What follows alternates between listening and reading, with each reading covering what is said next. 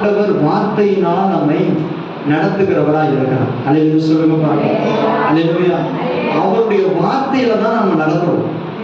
அவருடைய வார்த்தை நமக்கு இல்லைன்னா நம்மளால நடக்க முடியாது. அல்லேலூயா. எப்படி ஒரு நமக்கு வெளிச்சம் இருட்டான நேரத்துல வெளிச்சம் நமக்கு தேவைப்படுதோ இடராம இருக்கிறதுக்கு, அதே மாதிரி இந்த உலகத்துல நம்ம வாழணும்னா அவருடைய வார்த்தை நமக்கு வேணும். அவருடைய வார்த்தை நமக்கு இல்லைன்னா நம்ம இடறி போயிடுவோம். அல்லேலூயா. அப்படி கர்த்தர் ஒவ்வொரு மாதமும் நமக்கு வாக்குத்தத்தங்களை கொடுத்து நம்மை தேற்றி நம்மை பலப்படுத்தி இதுவரைக்கும் நடத்தி வந்திருக்கிறார். அல்லேலூயா சொல்லுங்க பாருங்க. அல்லேலூயா. அப்ப இந்த புது மாதம் இந்த மே மாதத்திற்காக ஆண்டவர் சமூகத்தில் காத்திருக்கிற பொழுது கர்த்தர் நம்முடைய சபைக்கு கொடுத்த ஒரு வாக்குத்தத்த வசனத்தை இந்த நாள தியானிக்க போகிறோம். ரொம்ப ரொம்ப கொஞ்ச நேரத்துல ரொம்ப ஆண்டவர் சமூகத்துல என்ன வார்த்தையை எடுத்தோமோ அதை மட்டும் இன்னைக்கு தியானிக்க போகிறோம். கர்த்தர் நம்மை ஆசீர்வதிப்பார்கள். அல்லேலூயா சொல்லுங்க பாருங்க. அல்லேலூயா. எடுத்து வாசிங்க. யோசுவா புஸ்தகம் எடுத்துக்கங்க. யோசுவா 3ஆம் அதிகாரத்தை எடுத்துக்கங்க பாருங்க. யோசுவா 3ஆம் அதிகாரம் அதுல 7வது வசனத்தை வாசிங்க. கர்த்தர் யோசுவாவை நோக்கி, நான் மோசேயோடு இருந்தது போல உன்னோடும் இருக்கிறேன் என்பதை இஸ்ரவேல் எல்லாரும் அறியும்படிக்கு இன்று அவர்கள் கண்களுக்கு முன்பாக உன்னை மேன்மைப்படுத்துகிறேன். அல்லேலூயா சொல்லுங்க பாருங்க. அல்லேலூயா. ஆனா சத்தம் அல்லேலூயா சொல்லுங்க. அல்லேலூயா. ஆமென். கர்த்தர் நல்லவர். இதனால கூட ஆண்டவர் நம்மோடு கூட பேசுகிற வார்த்தை என்னவென்றால், இஸ்ரவேலர் எல்லாரும் அறியும்படிக்கு இன்று அவர்கள் கண்களுக்கு முன்பாக உன்னை மேன்மைப்படுத்துவேன். ஆமென் சொல்லுங்க. வேதத்துல யோசுவாவை குறித்து வேதம் சொல்லுது. யோசுவா யார் தெரியுமா? யோசுவா மோசேயுடைய வேலைக்காரர், பணிவிடைக்காரர். ஆமென். அப்போ இந்த யோசுவாவை தான் கர்த்தர் என்ன பண்றாருன்னா, மோசேக்கு அப்புறமா இஸ்ரவேல் ஜனங்களை வழி நடத்துறதுக்கு கர்த்தர் தெரிந்தெடுத்தார். ஆமென் சொல்லுங்க. மோசேயோட இடத்துல யோசுவா தான் மோசேக்கு அப்புறமா இஸ்ரவேல் ஜனங்களை வழி நடத்துனார். இந்த யோசுவாவை மோசே இடத்துல கர்த்தர் வைக்கிறதுக்கு முன்னாடி அவனுக்கு ஒரு வாக்குத்தத்தத்தை ஒன்று கொடுத்துதான் வைக்கிறார். அல்லேலூயா சொல்லுங்க. என்ன வாக்குத்தத்தம்? யோசுவா புஸ்தகம் 1ஆம் அதிகாரம் அதுல 5வது வசனம் நமக்கு இப்படி சொல்லி தருது. நான் மோசேயோடு இருந்தது போல உன்னோடும் இருக்கிறேன். நான் உன்னை விட்டு விலகுவதும் இல்லை, உன்னை சொல்லுங்க கைவிடுவதும் இல்லை. ஆமென் சொல்லுங்க பாருங்க. நான் மோசேயோடு இருந்தது போல உன்னோடும் இருக்கிறேன். நான் உன்னை விட்டு விலகுவதும் இல்லை, உன்னை கைவிடுவதும் இல்லை. இது கர்த்தர் யோசுவாவை மோசே இடத்துல கொண்டு வர்றப்போ அவனுக்கு கொடுத்த வாக்குத்தத்தம். ஆனா அதே வார்த்தைய ஆண்டவர் திரும்பவும் ஒருக்க சொல்றாரு பாருங்க. யோசுவா 3ஆம் அதிகாரம் 7வது வசனத்தை நான் வாசிச்சது போல, கர்த்தர் யோசுவாவை நோக்கி, நான் மோசேயோடு இருந்தது போல உன்னோடும் இருக்கிறேன். அல்லேலூயா சொல்லுங்க பாருங்க. அல்லேலூயா. நல்ல கவனிங்க சிஸ்டர். ஆண்டவர் சொன்னாத செய்வார். சொன்ன உடனே செய்வாரு கிடையாது, ஆனா சொன்னா செய்வார். நம்புறீங்களா?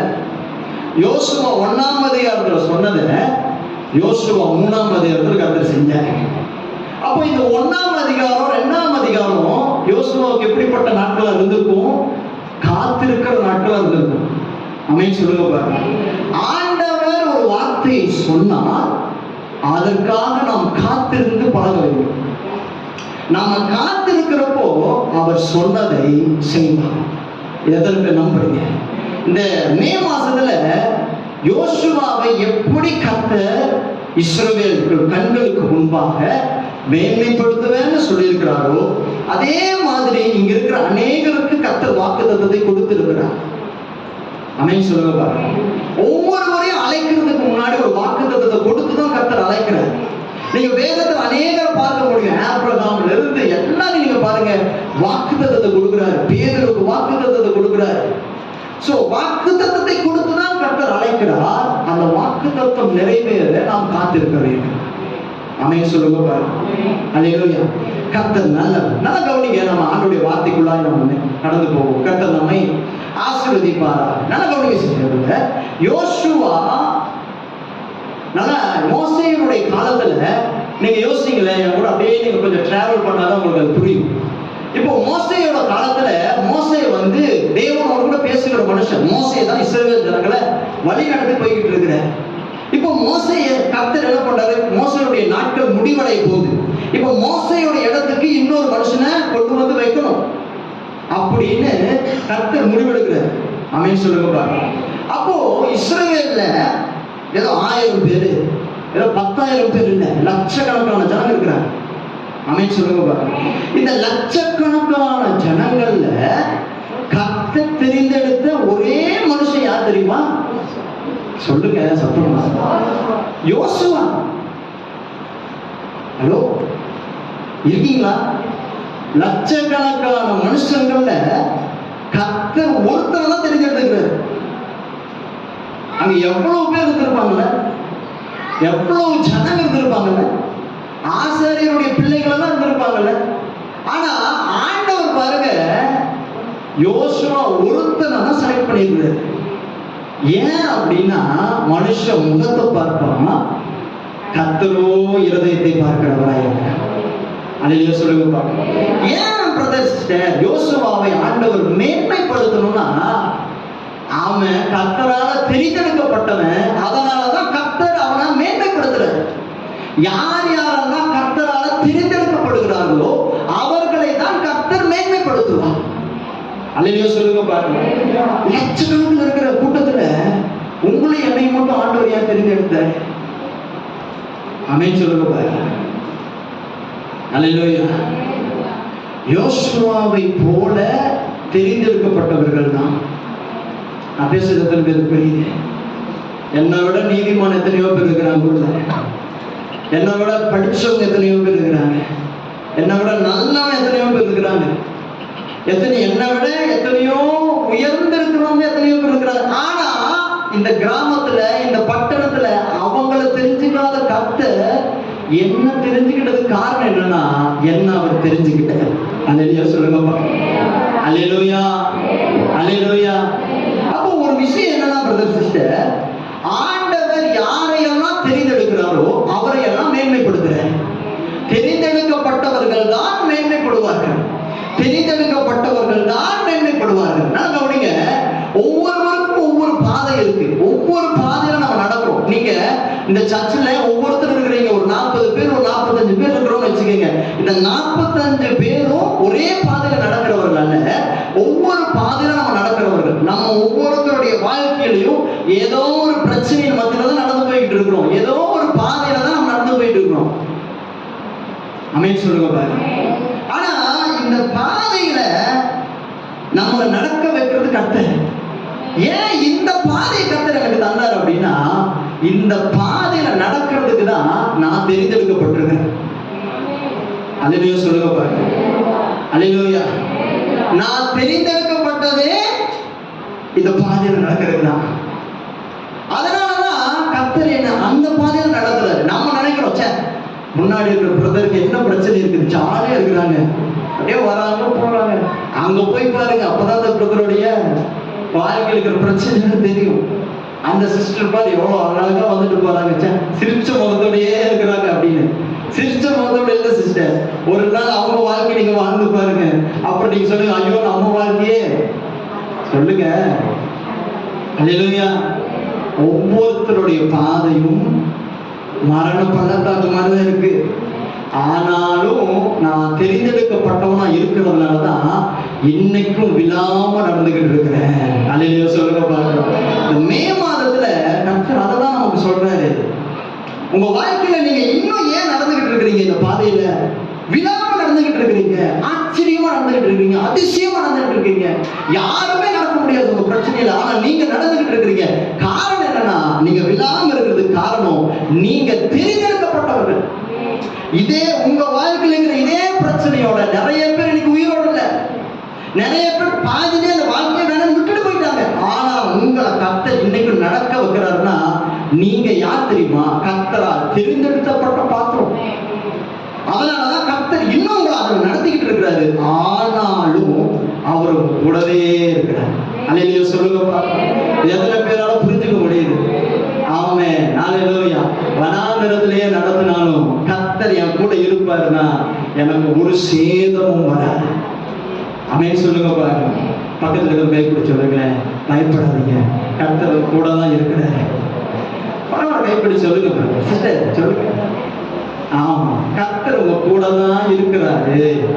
எப்படி ஏப்ரல் மாசத்தை கடந்தீங்களோ அதே போல இந்த மே மாசத்தையும் தாண்டி வந்து நிற்க தேவன் உங்களுக்கு உதவி செய்யதான் போல. அல்லேலூயா சொல்லுங்க பார்க்கலாம். அல்லேலூயா. இயேசுவை நம்புவே, நாளெல்லாம் நான் பின்பற்றுவே, என்னை அவரிடம் ஒப்படைத்தே, வெட்கப்பட்டு போக மாட்டேன். சொல்லமா, இயேசுவை நம்புவே, நாளெல்லாம் நான் பின்பற்றுவே, என்னை அவரிடம் ஒப்படைத்தே, வெட்கப்பட்டு போக மாட்டேன். அல்லேலூயா, அல்லேலூயா. சந்தோஷமா அல்லேலூயா சொல்லுங்க. ஆமென், ஆமென். கர்த்தர் நல்லவர். நல்லா கவனிங்க. தெரிந்தெடுக்கப்பட்டவர்கள், நாம தெரிந்தெடுக்கப்பட்டவர்களா இருக்கிறதுனால நமக்கு தேவன் ஒரே ஒரு இடத்தை தான் வச்சிருக்கிறார். அது எந்த இடம் தெரியுமா? தேவ சமூகம். ஹலோ, இருக்கீங்களா? தெரிந்தெடுக்கப்பட்டிருக்கிற நாம தேவ சமூகத்துக்கு வராம நம்ம வாழ்க்கையில நம்மளால நடக்க முடியாது. நீங்க தேவ சமூகத்தை விட்டு உலகத்துல எத்தனையோ பேரை போய் பார்த்து அவங்க சமூகத்துல விழுந்து அவங்க காலை பிடிச்சு அவங்க கிட்ட ஹெல்ப் கேட்டு அவங்க கிட்ட என்னென்னமோ கத்தி கதறினாலும் உங்களுக்கு எந்த ஒரு யூஸ் இருக்காது. ஆனா நீங்களும் நானும் தெரிந்தெடுக்கப்பட்ட பாத்திரமா இருக்கிறதுனால நாம தேவ சமூகத்துல வந்து உட்கார்ந்து வச்சுக்கீங்களேன், கர்த்தர் நமக்காக இறங்குவார். அல்லேலூயா சொல்லுங்க பாருங்க. அதான் ஆரோனை குறித்து வேதம் சொல்லுகிறது. என்னாகமம் புஸ்தகம் 17ஆம் அதிகாரத்துல ஆரோனை குறித்து வேதம் சொல்லுது பாருங்க. ஆரோனுடைய கோலை கர்த்தர் என்ன பண்ணாராம்? துளிர்க்க செய்து பூ பூத்து பழங்களை கொடுக்க வைத்தார். அந்த வசனங்களை வாசிக்க. என்னாகமம் 17:6-8 வரைக்கும்.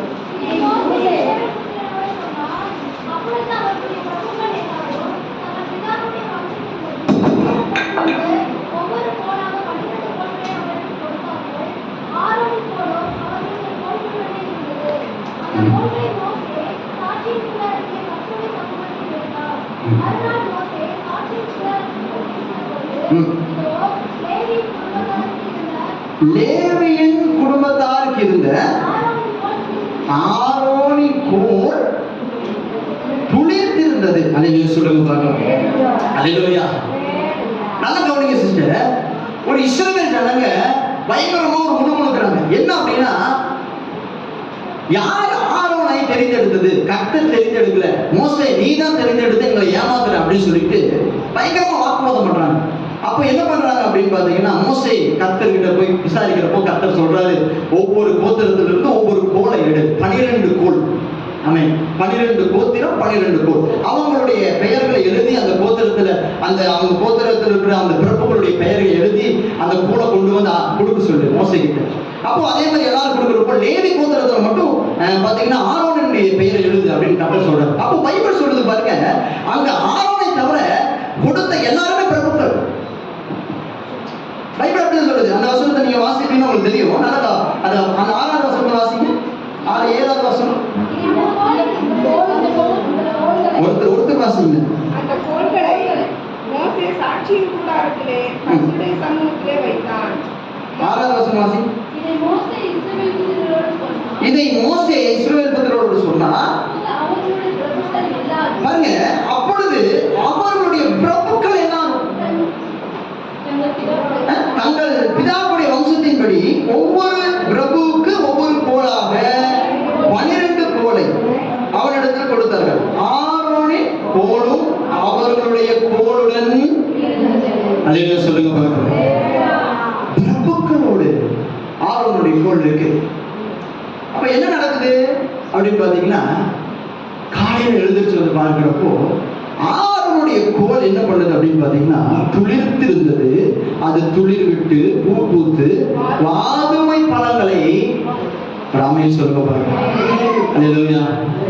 தெரிந்தெடுக்கப்பட்ட ஒரு மனுஷன் உலகத்துல எங்க போனாலும் அவன் கோல் துளிர்க்காது. தேவ சமூகத்துல வருவான்னா ஒரே நாள்ல கர்த்தர் துளிர்க்க வைக்க வல்லமையுள்ளவராக.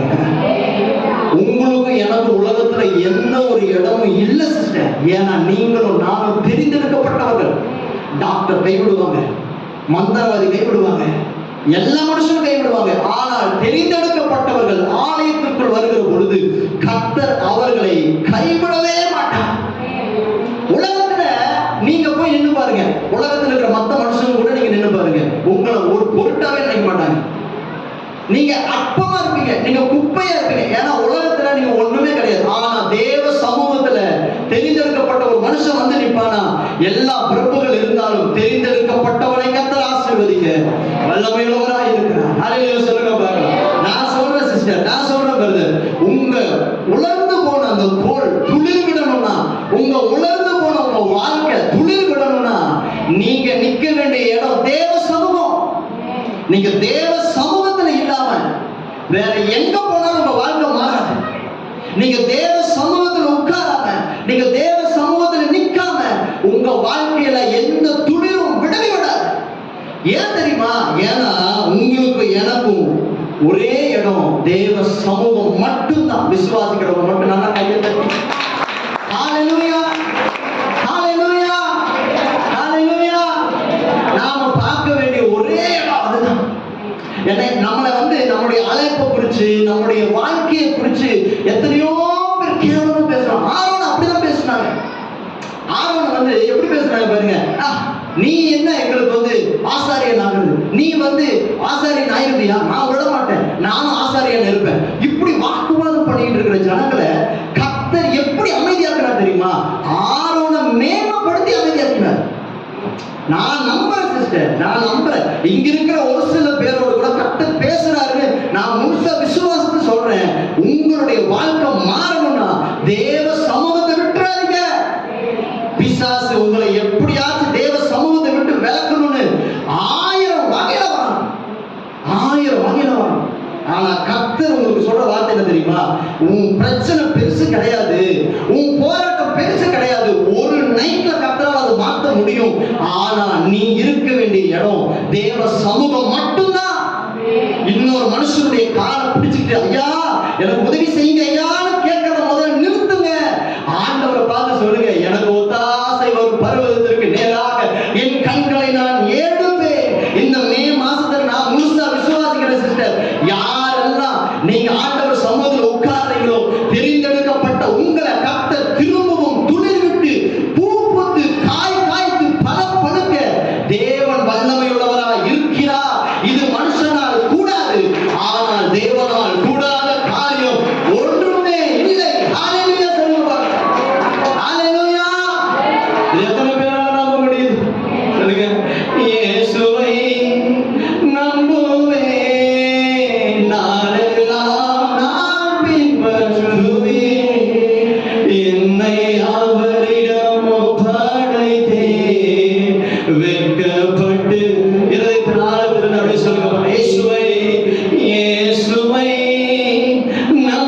நம்புவேன், நாளெல்லாம் நான் வேற யாரையும் பின்பற்ற சொல்லுவாங்க. என்னை அவரிடம் ஒப்படைத்தேன், வெட்கப்பட்டு ஹல்லேலூயா. முதலாவது ஒரு காரியத்தை நம்ம தியானிக்கிறப்போ, தேவனால் தேர்ந்தெடுக்கப்பட்ட பாத்திரம் ஏன் உலர்ந்த கோலாவே கிடக்குது? ஏன் உன் வாழ்க்கையில எந்த அற்புதமே நடக்க மாட்டேங்குது? ஏன் உன் வாழ்க்கை எந்த ஒரு மாற்றத்துக்குள்ளேயும் வர மாட்டேங்குதுன்னா, நாம என்ன தப்பு பண்றோம் தெரியுமா சிஸ்டர் பிரதர்? தேவ சமூகத்தை விட்டுட்டு ஓடுறோம். நம்ம நினைக்கிறோம் ஞாயிற்றுக்கிழமை நான் வரனே, ஞாயிற்றுக்கிழமை நான் வரனே. நீங்க ஞாயிற்றுக்கிழமை ஒரு நாள் வர்றது தேவ சமூகம் இல்லை. யோனாவை குறித்து பைபிள் சொல்லுது. எடுத்து வாசிக்க நேரம் இல்லாததுனால நான் வாயிலே சொல்லிடுறேன். யோனா என்ன பண்றாரு? கர்த்தர் சொன்ன வார்த்தையை மீறி தர்ஷீசுக்கு போயிடுறாரு. அமைன்னு சொல்லுங்க பாருங்க. அப்ப என்ன நடக்குது அப்படின்னு பாத்தீங்கன்னா, பைபிள் அவன் தேவ வார்த்தையை மீறி தர்ஷிச்சுக்கு போனான்னு சொல்லாம தேவ சமூகத்தை விட்டு விலகி போனான்னு பைபிள் சொல்லுது. அப்போ தேவ சமூகம் என்பது எங்க இருக்குது? அவருடைய வார்த்தைக்குள்ள இருக்குது. ஒரு மனுஷன் கர்த்தருடைய வார்த்தையை மீறி நடக்கிறப்போ அவன் தேவ சமூகத்தை விட்டு விலகி போனான். அல்லேலூயா சொல்லுங்க பாருங்க. தேவ வார்த்தையை எந்தெந்த மனுஷன்லாம் மீறானோ அப்படின்னா நம்ம எதை விடுறோம்? தேவ சமூகத்தை விடுறோம். அல்லேலூயா. அப்ப தேவ சமூகத்தை நம்ம விட்டு விலகுகிறப்போ நான் தேர்ந்தெடுக்கப்பட்ட பாத்திரமாக இருந்தாலும் இன்னைக்கு உலகத்துக்கு ஒரு உலர்ந்த போல் மாதிரி வெறுமையா கிடக்குறேன். என்னால யாருக்கும் பிரயோஜனம் இல்லை, என்னால எனக்கே பிரயோஜனம் இல்லை, நான் உண்மத்துக்கு உபயோகம் இல்லாதவனா ஏன் இருக்கிறேன்னா நான் தேவ சமூகத்தை விட்டு விலகிக்கிட்டு இருக்கிறேன். நீ கர்த்தர் உங்க கூட பேசுறாரு பாருங்க. இந்த மே மாசம் சிஸ்டர் யோசுவாவை எப்படி கர்த்தர் தெரிந்தெடுத்து மேன்மைப்படுத்தினாரோ அதே மாதிரி உங்களை தெரிந்தெடுத்திருக்கிறாரு. ஆனா நீங்க மேன்மைப்படணும்னா ஒன்னே ஒண்ணுதான் உங்களுக்கு இருக்குது. நீங்க தேவ சமூகத்தை மட்டும் கெட்டிய பிடிச்சுக்குங்க. ஆண்டவர் நிச்சயம் ஒரு நாள் உங்களை எல்லார் கண்களுக்கு முன்பாக மேன்மைப்படுத்துகிற ஒரு நாளா இந்த மாதம் கண்டிப்பா மாறும். நம்புறவங்க மட்டும் நல்ல கைகளை உயர்த்தி ஒரு ஆமென் சொல்லுங்க பாருங்க. ஹalleluya ஹalleluya ஹalleluya. இரண்டாவது ஒரு காரியத்தை நீங்க பாப்பீங்கன்னா நாம தேவனால் தெரிந்தெடுக்கப்பட்டிருக்கிறவங்களா இருக்கிறதுனால அவருடைய வார்த்தை நம்மை தேடி தேடி வருது. அல்லேலூயா சொல்லுங்க பாருங்க. அல்லேலூயா. உலகத்துல எத்தனையோ மனுஷங்களுக்கு இந்த வார்த்தை கிடைக்கல. இந்த நாள் இந்த வார்த்தை ஏன் உங்களுக்கு சொல்லப்படுது? இந்த வார்த்தை ஏன் இந்த நாள்ல உங்க காதுக்கு வருது அப்படின்னா நீங்க தெரிந்தெடுக்கப்பட்டவர்கள். ஆமென் சொல்லுங்க பாருங்க. கர்த்தர் ஏன் உங்க கூட பேசுறாரு அப்படின்னா நீங்க தெரிந்தெடுக்கப்பட்டவர்கள். அதனாலதான் கர்த்தர் உங்க கூட பேசுறாரு. நீங்க வேதத்துல வாசிக்கிற பொழுது ஒரு சம்பவத்தை குறித்து உங்களால சொல்ல முடியும். சாரிபாத் அப்படிங்கிறதான ஒரு ஊர்ல ஒரு விதவையை குறித்து எல்லாரும் கேள்விப்பட்ட ஒரு சம்பவம் தான். அந்த வசனத்தை மட்டும் வாசிக்கல. 1 ராஜாக்கள் எடுத்துக்கங்க. அதுல 17ஆம் அதிகாரம் 10வது வசனத்திலிருந்து 12வது வசனம் வரைக்கும். அப்படியே அவன் எழுந்து சாரிபாத்துக்கு போனான். அங்கே ஒரு விதவை விரவு படுத்திக் கொண்டிருந்தாள்.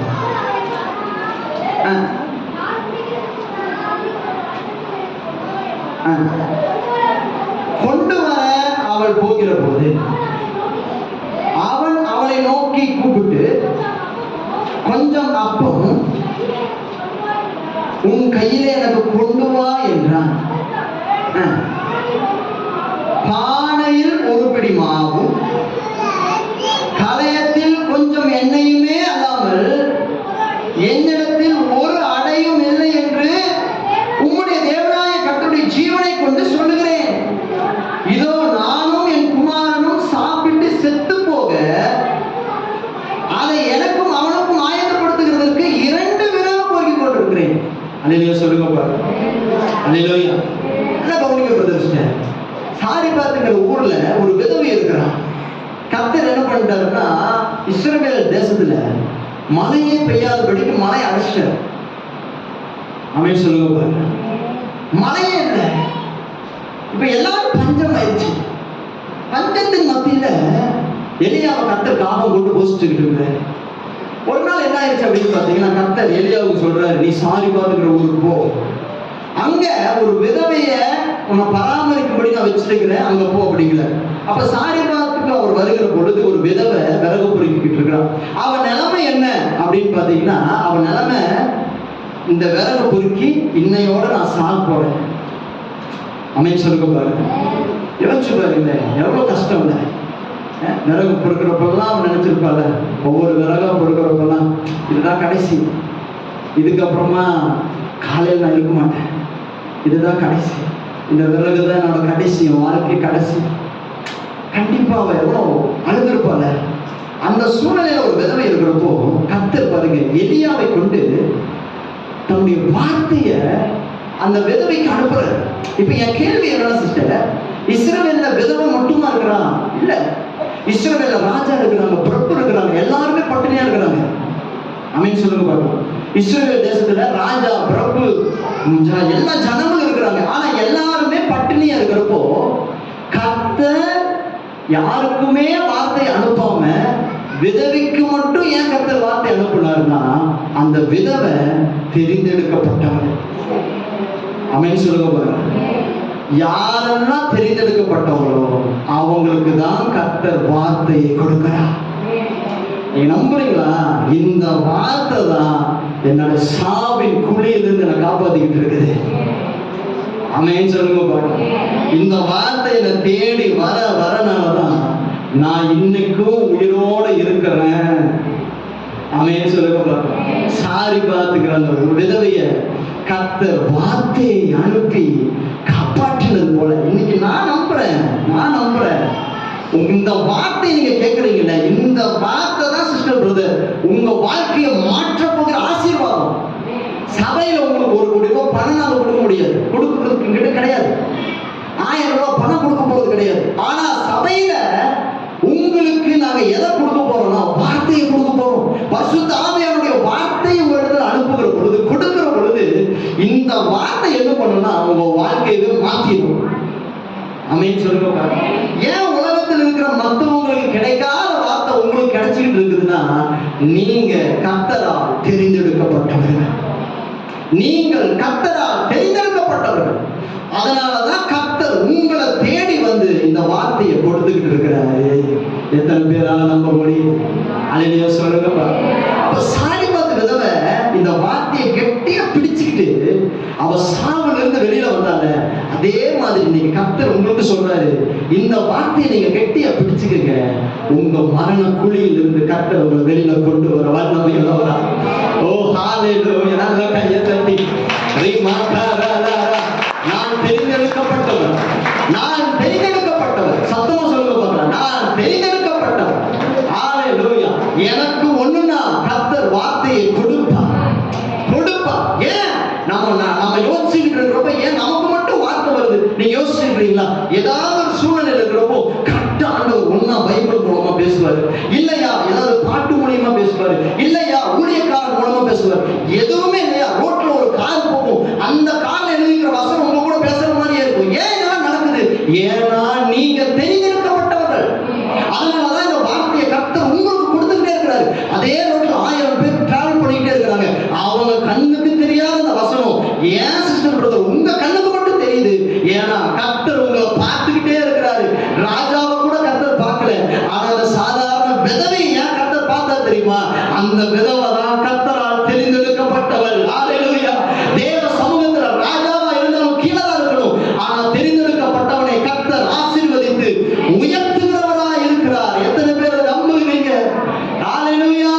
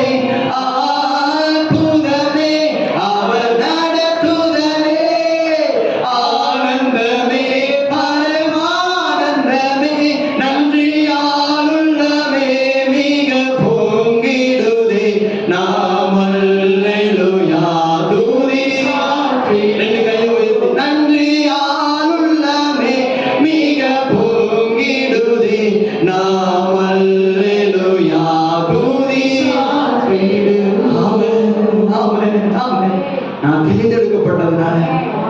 ஹalleluya. சாவுக்கு விலைக்கு காப்பாத்திக்கிட்டே இருக்கிறாரு. ஆமென். எத்தனை பேரால நம்ப முடியுது? சாவை தேடியே போனவங்க எத்தனையோ பேர் சாவை விட்டு வெளியில வர்றதுக்கு காரணம் என்ன தெரியுமா? நீங்க தெரிந்தெடுக்கப்பட்டவங்க. போதும் கர்த்தாவே வெளியே சொன்னவங்க கர்த்தர் விட மாட்டாரு, அவனை இன்னும் போக வைப்பாரு. ஏன்னா நீ தெரிந்தெடுக்கப்பட்டவன். நீங்களே உங்க வாயை திறந்து போதும் கர்த்தாவே என்னை விட்டுருங்கன்னு சொன்னாலும் உங்களை கர்த்தர் விட மாட்டாரு. நீங்க போக வேண்டிய தூரம் வெகு தூரம். அவன் சொல்லுங்க பார்க்கலாம், நீங்க போக வேண்டிய பிரயாணம் வெகு தூரம். அதனால கர்த்தர் உங்க கூட இருக்கிறார். அவர் உங்களை தெரிந்தெடுத்திருக்கிறார். அவர் உங்களை இதுவரைக்கும் நடத்துகிறார். இனிமேலும் உங்களை நடத்த வல்லமை உள்ளவராக இருக்கிறார். 2 கைகளை தட்டி ஆண்டவரே நாமமே மகிமைப்படுத்துவார். ஹalleluya, ஹalleluya, ஹalleluya. ஆமென், ஆமென், ஆமென். கர்த்தர் நல்லவர். சீக்கிரமா நம்ம செய்தியை நம்ம ஒரு சில காரியங்களை தியானித்து விட்டு நாம் நிறைவு செய்யலாம். கர்த்தர் நம்மை ஆசீர்வதிப்பாராக. அப்போ ஒரு விஷயம் என்னன்னா சிஸ்டர், கர்த்தர் யாரையெல்லாம் தெரிந்தெடுத்துக்கிறாரோ அவங்கள தான் கர்த்தர் மேன்மைப்படுத்துறார். ஆமென்.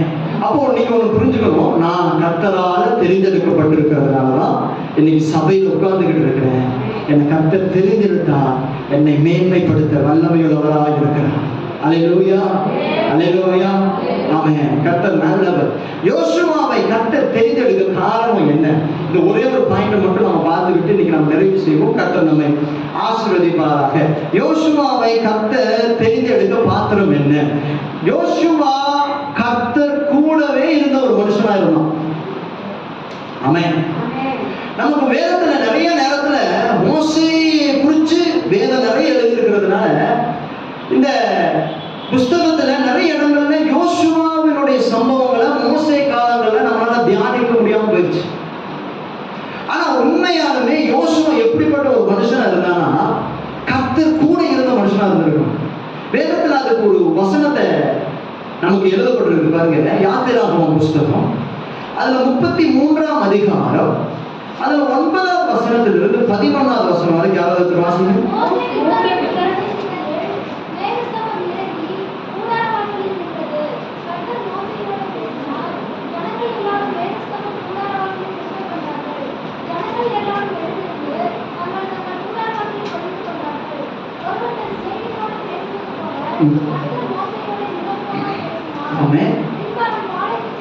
பின்பு அவன் பாளையத்திற்கு திரும்பினான். நூனின் குமாரனாகிய யோசுவா என்னும் அவனுடைய பணிவிடைக்காரன் ஆசரிப்பு கூடாரத்தை விட்டு சொல்லுங்க பிரியாது இருந்தான். அப்போ ஒரு விஷயம் என்ன அப்படின்னா, மோசே ஆசரிப்பு கூடாரத்தை விட்டு போனதுக்கு அப்புறம் கூட யோசுவா ஏன் ஆசரிப்பு கூடாரத்திலே இருந்தான் அப்படின்னா, யோசுவா கர்த்தரோடு இருக்கிற ஒரு மனுஷன். அதை சொல்லுங்க பாருங்க. கர்த்தரோடு கூட இருக்கிற மனுஷர்களை தான் கர்த்தர் தேடிக்கொண்டிருக்கிறார். ஆமென் சொல்லுங்க பாருங்க. முதல்ல ஒரு காரியம் என்ன அப்படின்னா, நாம கர்த்தரால் தெரிந்தெடுக்கப்பட்டிருக்கிறவர்களா இருக்கிறதுனால நமக்கு ஆவியானவர் சொல்லுகிற ஒரு காரியம் என்னன்னா, நாம எப்பொழுது கர்த்தரோடு இருக்கிறவர்களா இருக்கணும். அல்லேலூயா சொல்லுங்க பாருங்க. அல்லேலூயா.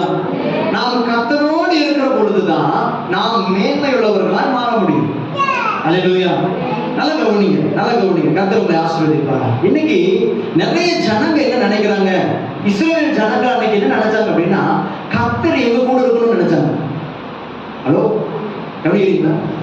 கர்த்தர் எங்க கூட இருக்கணும்னு நினைச்சாங்க. பாருங்க, கர்த்தர் எங்க கூட இருக்கணும்னு நினைக்கிறது தப்பு கிடையாது. கர்த்தர் எங்க கூட இருக்கணும்னு நினைக்கிறது தப்பு கிடையாது. ஆனா யோசுவா அதை விட ஒரு ஸ்டெப் போய் நான் கர்த்தர் கூட இருக்கணும்னு இருந்தான். ஆமென் சொல்லுங்க பாருங்க. 2 வித்தியாசம் இருக்கு. நம்மள நிறைய பேர் என்ன நினைக்கிறோம், கர்த்தர் என் கூட இருக்கணும். ஆண்டவரே நான் போகிறப்பெல்லாம் என் கூட வாங்க ஆண்டவரே, ஆண்டவரே என் கூடவே இருக்கு ஆண்டவரே. கர்த்தர் உங்க கூடவே இருப்பாரு. ஆமென் சொல்லுங்க பாருங்க. ஆனா நீங்க அவர் கூட இருக்கிறீங்களாங்கிறத இங்க கேள்வி. ஏன் யோசுவாவை கர்த்தர் தெரிந்தெடுத்தாரு? இஸ்ரவேல் லட்சக்கணக்கான ஜனங்க முன்னாடியும் இந்த ஒரு மனுஷனை ஏன் ஆண்டவரை மேன்மைப்படுத்தணும்னு நினைச்சாருன்னா, எல்லா ஜனங்களும் கர்த்தர் ஏன் கூடவே இருக்கணும்னு நினைச்சாங்க. ஆனா யோசுவா மட்டும்தான் நான் கர்த்தர் கொடுக்கணும்னு நினைச்சாங்க. ஒரு கர்த்தருடைய பிள்ளைகளுடைய மேன்மை ஆசீர்வாதம் என்ன தெரியுமா? நான் கர்த்தர் கூட இருக்கிறதா. அல்லேலூயா சொல்லுங்க பாருங்க. அல்லேலூயா. பாருங்க, கர்த்தர் என் கூட இருக்கணும். நான் விரும்புறோம்ல, அதே மாதிரி கர்த்தர் என்ன விரும்புறாருன்னா நீ என் கூட இரு. பாருங்க, நிறைய பேர் ஆண்டவரே என் விருப்பத்தை நிறைவேற்றுங்க, என் கூட இருந்து என் விருப்பத்தை நிறைவேற்றுங்க. ஆண்டவர் என்ன சொல்றாரு? உன் விருப்பத்தை நான் ரெடி, ஆனா நீ என் விருப்பத்தை நிறைவேற்று. ஆமென் சொல்லுங்க பாருங்க. அதுக்கு நீ ஓகேவா? அல்லேலூயா. சில பேர் ஆண்டவரே என் கூட பேசுங்க. ஆண்டவர் சொல்றாரு நீ முதல்ல என் கூட பேசு. நான் என் கூட கர்த்தர் இருக்கணும் அப்படின்னு நினைக்கிறது எந்த அளவுக்கு நான் விரும்புறனோ அதே அளவுக்கு அவர் கூட நான் இருக்கணும்ன்றது ரொம்ப முக்கியமான ஒரு அவசியமான ஒரு விஷயமா இருக்கு. ஆமென் சொல்லுங்க. நான் அவர் கூட இருக்கிறப்போ அவர் என் கூட இருப்பாரு. ஆமென் சொல்லுங்க. நான் அவரை விட்டு விலக விலக அவரும் என்னை விட்டு கொஞ்சம் ஸ்டாப் பண்ணுவாரு. அல்லேலூயா சொல்லுங்க. சாமுவேலை பாருங்க, வேதத்தில் சொல்லப்பட்டிருக்கு. சாமுவேல் தேவனோடு கூட இருந்தான், தேவனும் அவனோடு கூட இருந்தார். அல்லேலூயா. ஏலியினுடைய பிள்ளைகள் அப்படியே பைபிள் சொல்லுது. ஏலியினுடைய பிள்ளைகள், ஆமென், அந்த பிள்ளைகள் என்ன பண்றாங்க? ஆண்டவருக்கு விரோதமான தவறுகளை செய்யறாங்க. அவங்க கர்த்தர் கூட இல்லை. அவங்க கர்த்தர் கூட இல்லாததுனால கர்த்தரும் அவங்க கூட இல்லை. ஆமென் சொல்லுங்க பாருங்க. ஆனா சாமுவேல் என்கின்ற பிள்ளையாண்டா கர்த்தர் கூட இருந்ததுனால கர்த்தரும் சாமுவேலோடு கூட இருந்தா. கர்த்தர் என் கூட இருக்கணும்னு நான் விரும்பினா அதே சமயத்துல நீங்களும் கர்த்தர் கூட இருக்கணும். வேதம் எப்படிப்பட்டது தெரியுமா சிஸ்டர்? இருபுறமும் கற்புள்ள பட்டயம். நீங்க ஒரு பக்கத்துல வெட்டினா இன்னொரு பக்கத்துலயும் வெட்டும். அல்லேலூயா சொல்லுங்க பாருங்க. நான் ஆண்டவர் சமூகத்துல நிற்கிறப்போ உன்னை புரிஞ்சுக்கணும். ஆண்டவரே நான் உன் கூட இருக்கணும், ஆண்டவர் உங்க கூட நான் இருக்கணும் அப்படின்னு நினைக்கிறப்பதான் நான் ஆண்டவருடைய ஆசீர்வாதங்களை சுதந்திரிக்க என்னால முடியுது. வேதத்துல பல பேரை நம்மளால பார்க்க முடியும். தாவீதை குறித்து நீங்க வேதத்துல வாசிக்க முடியும். தாவீது கர்த்தர் என் கூட இருக்கட்டும்னு நினைக்கிறத விட நான் கர்த்தர் கூட இருப்பேன்னு நினைச்சது அதிகம். ஆமென் சொல்லுங்க பாருங்க. கர்த்தர் என் கூட இருக்கட்டும், எது வரைக்கும் இருக்கட்டும்? என்னுடைய பிரச்சனை முடிகிற வரைக்கும் இருக்கட்டும். பிரச்சனை முடிஞ்சதுக்கு அப்புறம் எனக்கு கர்த்தருக்கு சம்மந்தம் இல்லை அப்படின்னு போற ஒரு பெரிய கூட்டம் இஸ்ரவேல் கூட்டம். ஆனா அதுக்குள்ள யோசுவா சொல்றான், நான் கர்த்தாவே நீங்க என் கூட இருக்கிறத விடவும் நான் உங்க கூட இருக்கிறதா நான் விரும்புறேன். இந்த உலகத்துல எவ்வளவு லாபம் நஷ்டம் கஷ்டம் துக்கம் எல்லாம் வந்தாலும் நான் உங்க சமூகத்திலே இருக்க விரும்புறேன். ஏன்னா நான் தெரிந்தெடுக்கப்பட்ட பாத்திரம். ஆமென் சொல்லுங்க. அல்லேலூயா. அப்ப இன்னைக்கு முதலாவது ஒரு காரியம் என்னன்னா, நாம கர்த்தருடைய மேன்மையை பார்க்க வேண்டும் என்றால் நாம ஒரு விஷயத்தை செய்யணும். நாம் கர்த்தரோடு கூட இருக்கிறவர்களா இருக்கணும். அல்லேலூயா சொல்லுங்க. நீங்க கர்த்தர் கூட இருக்கணும். அதை கர்த்தர் ரொம்ப விரும்புறாரு. பாஸ்டர், இந்த 2024 இது முடியுமா? இது சாத்தியமா? நமக்கு எவ்வளவு கமிட்மெண்ட் இருக்கு, உழைக்கணும், நம்ம நிறைய சம்பாதிக்கணும், குடும்பம் நம்ம குடும்ப பொறுப்பு இருக்குது, அது போக ஃப்ரெண்ட்ஸ் இருக்கிறாங்க, ஃப்ரெண்ட்ஸுகளுக்கு சந்தோஷமா இருக்கணும். ஒரு ஃப்ரெண்ட்ஸ் வந்து என் கூட இருக்கணும்னா அவனுக்கு பிடிச்ச மாதிரி இருந்தால் தான் அவன் என் கூட இருப்பான். அப்போ அவனுக்கு பிடிச்ச மாதிரி தான் இருக்கணும். ஸோ இதெல்லாம் எப்படி சாத்தியம் அப்படின்னு நீங்க கேட்குறீங்கன்னா, நான் ஒரு வாலிபனா, எனக்கு ஒரு 30 வயசு தான் சிஸ்டர், எனக்கு ஒரு 30 வயசு தான். நான் ஒரு வாலிபனா சொல்றேன், இது சாத்தியம். நீங்க ஏன் உலக அன்பை ரொம்ப அதிகமா நேசிக்கிறீங்க தெரியுமா? இது வரைக்கும் நீங்க கிறிஸ்துவின் அன்பை பார்க்கல. நான் உண்மையா சொல்றேன் சிஸ்டர், சத்தியமா சொல்றேன். ஒரு விஷயத்தை உங்களுக்கு ஓப்பனா சொல்ற பாருங்க, நீங்க மட்டும் உண்மையா ஆண்டவரை பார்க்கணும், ஆண்டவருடைய அன்பை பார்க்கணும்னு ஒரு நாள் நல்ல ஜெபம் பண்ணி உங்களை ஒப்பு கொடுத்து ஒரு மாசம் அதிகமா கூட வேணும், ஆண்டவர் கூட இருந்து பாருங்க. நீங்க ஆண்டவருடைய அன்பை ருசிச்சதுக்கு அப்புறமா உலகத்தில் இருக்கிற அன்பெல்லாம் உங்களுக்கு குப்பையா தெரியும். இது உண்மை. என்னுடைய வாலிப வயசுல நான் படிக்கிற நாட்கள்ல எனக்கு இருந்த ஃப்ரெண்ட்ஸ் சர்க்கிள் அதிகம். இதே கிராமத்துல என்னுடைய ஃப்ரெண்ட்ஸ் இன்னைக்கு இருக்கிறாங்க. நிறைய ஃப்ரெண்ட்ஸ் இருந்தாங்க. காலேஜ்ல ஃப்ரெண்ட்ஸ், எல்லா தப்பு பண்றவங்க என் ஃப்ரெண்டு, எல்லா தப்பும் பண்றவங்க தான் என் ஃப்ரெண்டு. நான் வந்து நல்ல பசங்க ஃப்ரெண்டு வைக்கவே மாட்டேன். எப்படி இருந்துக்கிறோம்? அப்படி ஒரு வாழ்க்கையை வாழ்ந்துகிட்டு தான் உலகம் சந்தோஷம் நினைச்சேன். உலகம் தான் நம்மளுக்கு வந்து ஹாப்பி, நம்ம ஃப்ரெண்ட்ஸ் கூட இருக்கிறது ஹாப்பி, நம்ம வந்து ஜாலியா இருக்கிறது ஹாப்பி, உலகத்தை அனுபவிக்கிறது தான் ஹாப்பி. அப்படிதான் நான் நினைச்சிட்டு இருந்தேன்.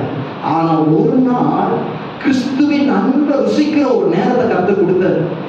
அதுக்கப்புறமா நான் இப்ப சொல்றேன், கிறிஸ்துவின் அன்பை விட மற்ற எல்லாமே குப்பைதான். ஆமென் சொல்லுங்க பாருங்க.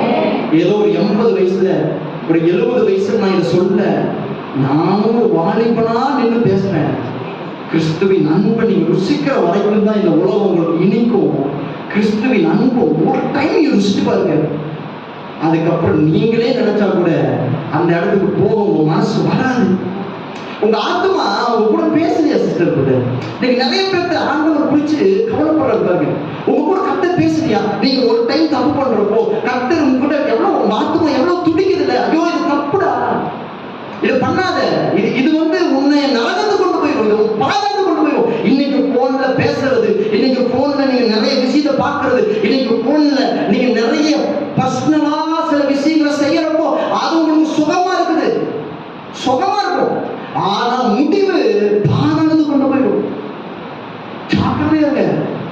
இந்த அன்பு நிரந்தரம் கிடையாது.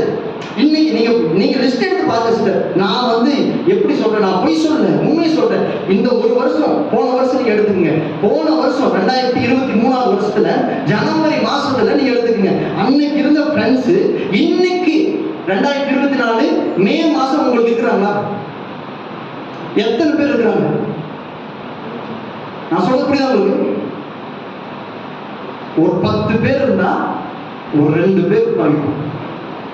இன்னும் நாள் போக போக அந்த 2 பேரும் போயிடுவாங்க. அடுத்ததான் புது ஃப்ரெண்ட்ஸ் வருவாங்க. யாராச்சும் நிரந்தரமா இருக்கிறாங்களோ? நான் சொல்றது புரியுதா உங்களுக்கு? உங்க லைஃப்ல யாராச்சும் நிரந்தரமா ஒரு ஃப்ரெண்ட் இருந்துக்கிறாங்களா? நீங்க போன் வச்சிருக்கீங்க, நீங்க இவ்வளவு ஜாலியான உலகத்துல வாழ்றீங்கள, யாரும் கூட இருந்திருக்கிறா? ஆனா கர்த்தர் நேற்றும் இன்றும் இன்றைக்கும் இருக்கிறார். ஆமென் சொல்லுங்க பாருங்க. அவர் உங்களை விட்டு விலக மாட்டார். அதனாலதான் ஆண்டவர் ஒரு விஷயத்தை தாகத்தோட பாரத்தோட ஒரு காரியத்தை சொல்றது என்னன்னா, உலகத்துக்காக கர்த்தருடைய அன்பு விட்டுறாதீங்க, விட்டுறாதீங்க. இன்னைக்கு உங்களுக்கு நேரம் இருக்குது சிஸ்டர், மனம் திரும்புறதுக்கு நேரம் இருக்கிறதுனால கர்த்தர் உங்ககிட்ட பேசிக்கிட்டே இருக்கிறாரு. ஒருவேளை நாளைக்கு ஆண்டுடைய வருகை வரும்னா நீங்க கைவிடப்பட்டுருவீங்க, கைவிடப்பட்டுருவீங்க. கர்த்தர் உங்களை டீப்பா லவ் பண்றாரு. உங்களுடைய ஃப்ரெண்ட்ஸை விட, உங்களோட சிநேகிதனை விட உங்களை கர்த்தர் டீப்பா லவ் பண்றாரு. நான் சொல்றது புரியுதா உங்களுக்கு?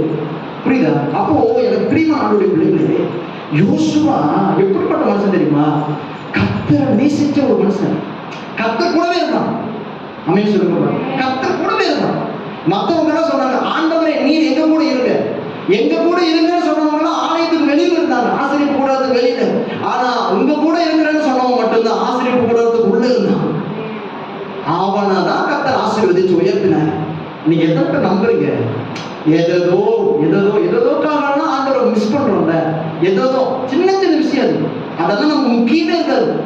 இன்னைக்கு இல்ல, நாளை கூட பண்ணிடலாம். ஆனா அதுக்கான ஜபத்தை மிஸ் பண்ணுவோம். ஆனா அதுக்காக நம்முடைய பர்சனல், அதாவது ஸ்பிரிச்சுவல் லைஃபை, ஆவிக்குரிய வாழ்க்கையை மிஸ் பண்ணுவோம். ஆண்டவருடைய வார்த்தையை மிஸ் பண்ணுவோம். நான் சொல்றேன் சிஸ்டர், இன்னைக்கு நீங்க மிஸ் பண்ற இந்த வார்த்தை நாளைக்கு உங்களுக்கு கிடைக்காம போயிடும். ஏசாவை குறித்து வேற சொல்லுது, ஏசா பின்னாட்களில் அழுதும் அதை கண்டும் பெறாமலே மறிச்சு போயிட்டான். நான் நம்புறேன். இன்னைக்கு ப்ளீஸ் இதை சீரியஸா நீங்க எடுங்க. உங்க லைஃப்ல எவ்வளவு இம்பார்ட்டன்டான ஒரு பர்சன் இருந்தாலும் அவங்க எல்லாம் ஒரு 2வது இடத்துக்கு தள்ளிட்டு, முதல்ல நான் சொல்ற ஒரு மாசம், இந்த மே மாசம் மட்டும் நீங்க ஆண்டவருடைய சமூகத்தை அப்படியே பிடிச்சிட்டு, நான் இந்த மாசம் உங்க கூட இருக்கிறாங்க, இத்தனை மாசம் நீங்க என் கூட இருந்தீங்க, என்னை பாதுகாத்துட்டீங்க, இந்த ஒரு மாசம் மட்டும் நான் உங்க கூட இருக்கிற ஆண்டவரே, நான் உங்களுக்காக வாழ்ற ஆண்டவரே, இனி சரியா ஜெபம் பண்ற ஆண்டவரே, இந்த மாசத்துல நான் உங்களுக்காக இருப்ப ஆண்டவரே, நீங்க ஒரு முடிவு எடுத்துட்டு ஆண்டவர் சமூகத்துல இருந்து நீங்க போங்க. நிச்சயம் அடுத்த மாசம் நீங்க சொல்லுவீங்க, என்னை சுத்தி இருக்கிற ஃப்ரெண்ட்ஸ் எல்லாம் என்னை விட்டு விலகிட்டாங்க பாஸ்டர், இப்போ நான் ரொம்ப சந்தோஷமா இருக்குன்னு சொல்லுவீங்க. ஆமென் சொல்லுங்க. சீரியஸா நான் சொல்றேன், இப்படிதான் கர்த்தர் என்ன வெளியில கொண்டு வந்தார். அதனாலதான் நான் உங்ககிட்ட சொல்றேன். ஆமென் சொல்லுங்க. முதல் விஷயம் என்னன்னா, நாம ஆண்டவர் கூட இருக்கணும் சிஸ்டர். அதை கர்த்தர் விரும்புற. உங்களை மேம்படுத்துவேன் அப்படின்னா சும்மா இல்ல, நீங்க கர்த்தர் கூட இருந்தாதான் அது நடக்கும். ஆமென் சொல்லுங்க. அல்லேலூயா. அப்போ இன்னைக்கு கர்த்தர் ஒரு விஷயத்தை சொல்றாரு, நாம கர்த்தர் கூட இருக்கிறவர்களா இருக்கிற பொழுது கர்த்தர் நம்மை மேன்மைப்படுத்த வல்லமையுள்ளவராக இருக்கிறார். அல்லேலூயா.